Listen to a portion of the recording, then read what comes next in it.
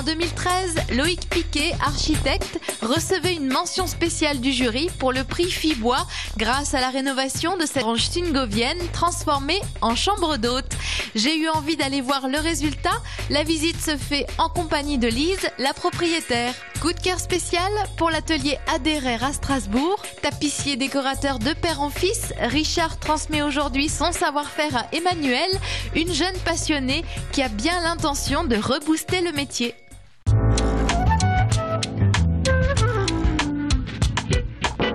Tu as eu envie de faire revivre la grange de ta maison? Ben oui, parce que c'était beaucoup de place qui servait à rien, donc je me suis dit autant en faire quelque chose. Et comme j'avais envie de faire des chambres d'hôtes depuis très longtemps. Oui. Qu'est-ce qu'il y avait avant dans cette dépendance?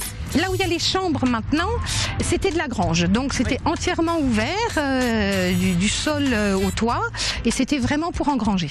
Donc c'était du foin Voilà, du foin, des betteraves, de la paille.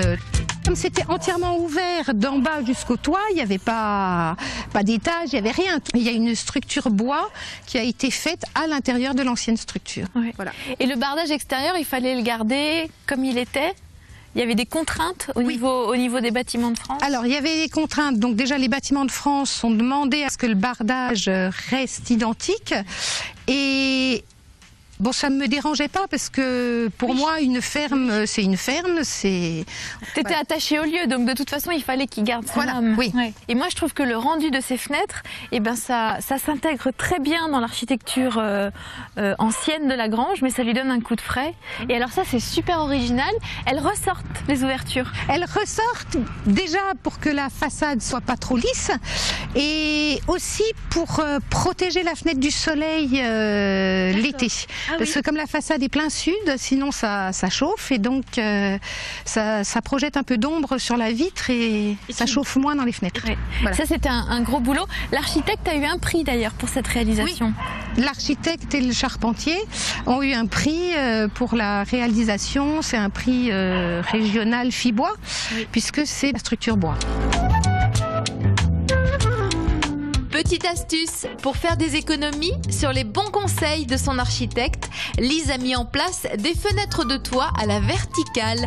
Drôle d'idée, me direz-vous? Eh bien non, car pour une fenêtre intérieure bois et extérieure métal, les fenêtres de toit sont plus économiques qu'une menuiserie classique. Et puis, stores et moustiquaires peuvent être directement intégrés dans la fenêtre. Il fallait y penser.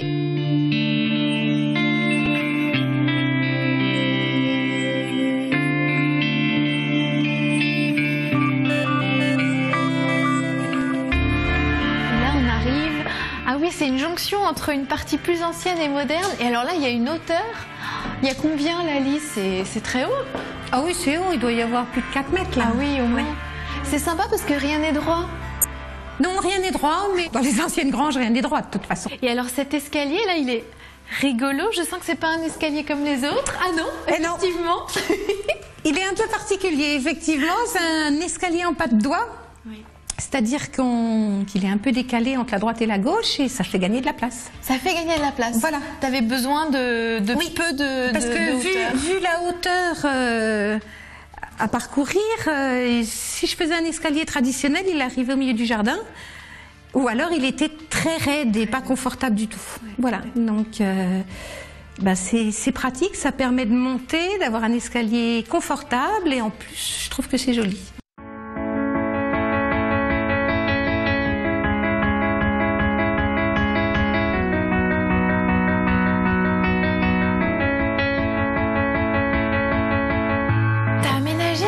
Dans le mur, c'est génial, ça fait un lit supplémentaire.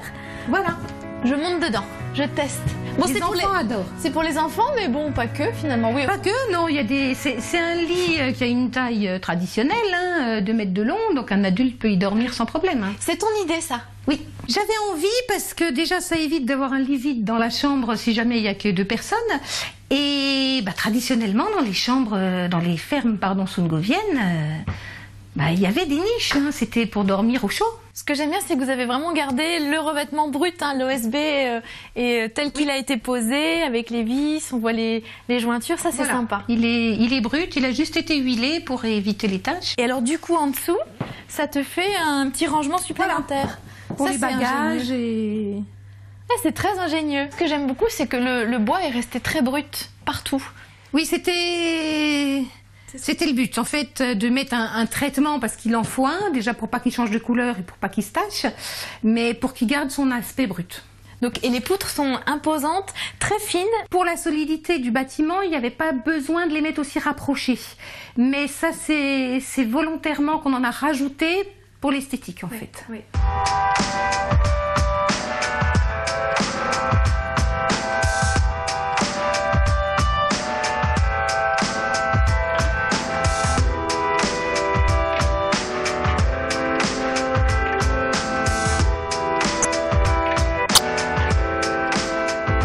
Et alors là, je vois une porte coupée en deux, c'est à double battant, c'est pour la salle de bain? Oui, c'est ça, c'est la salle de bain. Excellent! Viens avec moi dedans, ça c'est rigolo. C'est un clin d'œil à tes chevaux? Voilà, les chevaux dans l'écurie, il y avait des portes comme ça, et puis c'est aussi un clin d'œil aux anciennes fermes qui avaient des portes d'entrée comme ça aussi, comme ça ils pouvaient laisser fermer en bas pour pas que les poules rentrent et aérer quand même. Oui. Et en même temps, je trouve que pour la salle de bain c'est sympa parce qu'on peut très bien être à la salle de bain en laissant un peu ouvert pour discuter. Et alors moi j'adore tes salles de bain. Tu t'es lâché sur la couleur. Ah oui. Là on est dans le rouge. Il y a une rose, une bleue, une jaune. Il y a une jaune fluo. Oui, c'est vraiment... Oui, ça c'est vrai. Autant les chambres sont neutres en couleur, autant les salles de bain...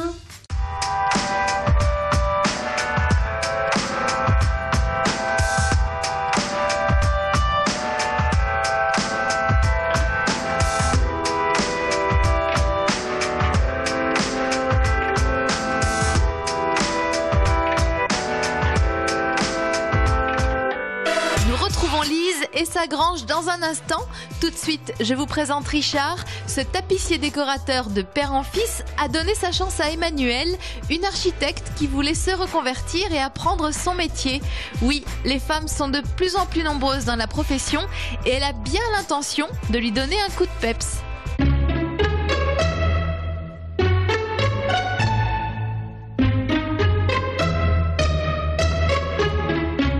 On est dans une ère où on achète, on jette.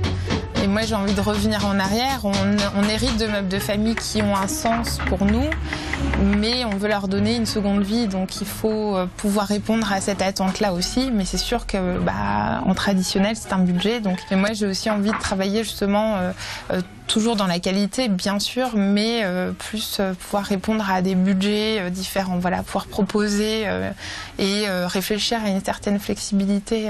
J'aime beaucoup mixer en fait les styles, les genres, les couleurs. Richard, effectivement, travaille déjà en traditionnel beaucoup plus qu'en moderne. Moderne, c'est la mousse. Donc lui, il travaille avec des matériaux qui sont beaucoup plus pérennes dans le temps. Et donc effectivement, certains clients reviennent 20 ans, 30 ans après. Et c'était un travail qui était fait à l'atelier. Et l'assise est encore bonne, il suffit de recouvrir. À partir de 2 ans, 3 ans, ma mère déjà passait ici avec moi. Je voyais mon père, je voyais le grand-père. Donc j'ai pris goût à tout ça. J'ai pris goût à faire du siège, ça m'a plu. Travailler le bois, refaire un siège complètement moche et qui explosait par en dessous avec un tissu tout sale et le remettre à neuf et voilà, et que le client soit tout content après.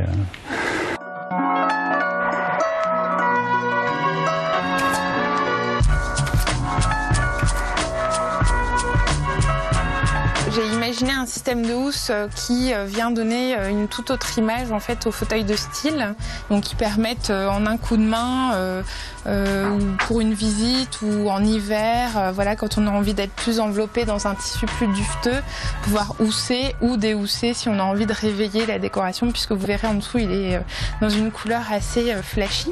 Et la housse est toujours accessible puisque j'ai prévu en fait de la garder dans le dossier.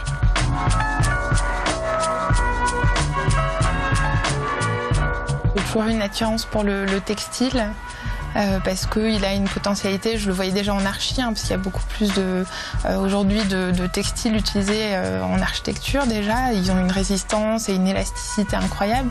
J'aime beaucoup en fait ce que fait la maison Quadrate, qui travaillent avec les plus grands, mais qui ont vraiment des toiles hyper qualitatives et des couleurs surtout vraiment super chouettes. Alors sinon, il y a aussi cette maison, donc Inofa, qui est une maison assez jeune dans le textile, et donc qui travaille sur des tissus stretch. C'est très intéressant, c'est très douillé, très dufteux. Voilà, c'est des choses qu'on a vraiment envie de travailler. Si la personne qui continue, qui reprend, aime aussi ce qu'elle fait, c'est bien. De toute façon, quand on aime ce qu'on fait, on travaille automatiquement mieux. On satisfait automatiquement mieux le client. Le truc principal, c'est bien travailler. Ça, c'est le truc principal.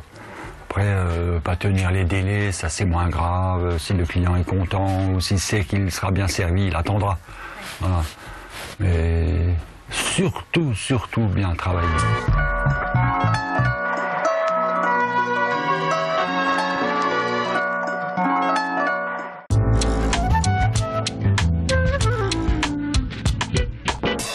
Et nous voici de retour pour la fin de l'émission dans ces chambres d'hôtes du Missarla. En fait, là, on est dans la pièce commune et c'est celle que tu as refaite en premier parce que ta grange s'est écroulée. Oui, c'est ça. Le sol menaçait d'écrouler, donc il fallait faire quelque chose. Et donc, on a reconsolidé cette pièce. Tu as gardé cet esprit ferme. Oui. Voilà. Mais quand même très contemporain avec un sol. Oui, voilà. Il y a quand même des notes contemporaines avec le sol, la cuisine et la cheminée. Mais d'ailleurs, on va s'y mettre au coin de cette cheminée, dans des fauteuils aussi très contemporains. Knoll, en fait, c'est ça. Chez toi, c'est une alternance de traditionnel et de contemporain et moi, j'adore. Merci de nous avoir fait découvrir ce Missarla. Mais c'était avec plaisir. À bientôt. Si jamais il y en a d'autres, tu nous appelles. Pas de problème. D'autres chambres d'hôtes. Pas de problème. Notez bien l'adresse du site internet alsace20.tv pour revoir ces chambres d'hôtes et celle du blog secretdeco.blogspot.fr. On se retrouve la semaine prochaine. Je compte sur vous. Salut. Salut. Salut. La semaine prochaine, c'est Fabienne qui nous fait découvrir son intérieur. Sa déco est simple et intemporelle. Toute sa maison se visite les yeux grands ouverts. Elle et son mari aiment le bois et lui donnent volontiers une seconde vie. Alors devinez qui regardera Secret Déco le 18 mars prochain à 19h40 sur Alsace 20 ? Eh bien, c'est vous.